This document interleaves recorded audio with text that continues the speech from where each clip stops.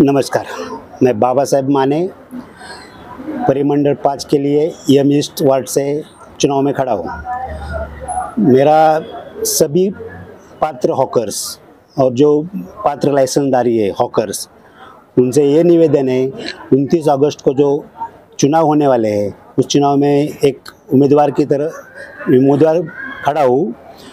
तो आप मुझे वोट कीजिए और भारी वोटों से जिता दीजिए ताकि मैं आप सबकी सेवा कर सकूं अगले आने वाले समय में। और आपसे ये निवेदन है कि आपको 29 तारीख को जो वोटिंग है वो सुबह 7 बजे से शाम 5 बजे तक है। वो समय आप वोटिंग के लिए जाते समय आप अपना वोटिंग कार्ड या आधार कार्ड दोनों में से एक और आपका जो सर्वे जो हुआ है उसका पावती साथ लेके जाए ताकि अधिकारियों को दिक्कत ना आ जाए। आपका नाम किधर है, नंबर किधर है, वो सब समझने के लिए वो सब साथ होना ज़रूरी है। तो आपसे निवेदन है आप भारी संख्या में जाए, वोटिंग करें। और एक बात ऐसा है कि आपको वोटिंग ज़रूर करना है। क्या मालूम है, अगर आप वोटिंग किसी कारणवश नहीं कर पाते तो हो सकता है आने वाले दिनों में जो हॉकर्स है वो वोटिंग नहीं किए, उनका लाइसेंस रद्द होने की बहुत ज़्यादा संभावना है।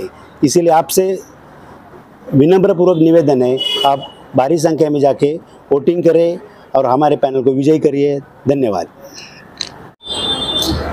नमस्कार, मी बाबासाहेब अंकुश माने परिमंडळ 5 मधून फेरीवाला समितीसाठी जे इलेक्शन होणार आहे त्यासाठी उमेदवार म्हणून उभा आहे। तरी आपल्या विभागातील जे सर्व पात्र फेरीवाले आहेत ज्यांचा 2014 साली सर्वे झाला, त्याच्यामधून जे सर्व पात्र फेरीवाले झाले ज्यांची यादी महानगरपालिकेमध्ये लागलेली आहे, त्यातील काही लोकांना जर नसेल त्याबद्दल काही अवगत माहिती नसेल तर त्यांनी ती नगरपालिकेत जाऊन पाहावी किंवा आमच्याशी संपर्क करून आम्ही त्यांना ते मदत करू। शिवाय आता जे मतदान होणार आहे ह्या मतदानासंदर्भात बोलण्याचं झालं तर जे पात्र फेरीवाले शक्यतो सर्व मतदारांनी आपला मतदानाचा हक्क बजावावा।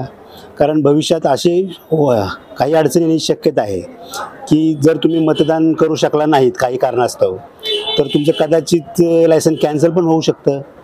ते न होण्यासाठी मोठ्या संख्येने सर्व लोकांनी जेवढे पण मतदार आहेत, पात्र हॉकर्स आहेत किंवा लायसनधारक आहेत, यांनी सर्वांनी जाऊन मतदान केंद्रावर जावं आणि मतदान करावं हीच मी आपल्या सर्वांना आव्हान करीत आहे। धन्यवाद। दिनांक 29 ऑगस्ट 2024 या दिवशी सकाळी 7 ते संध्याकाळी 5 या वेळेत मतदानाची ही वेळ आहे।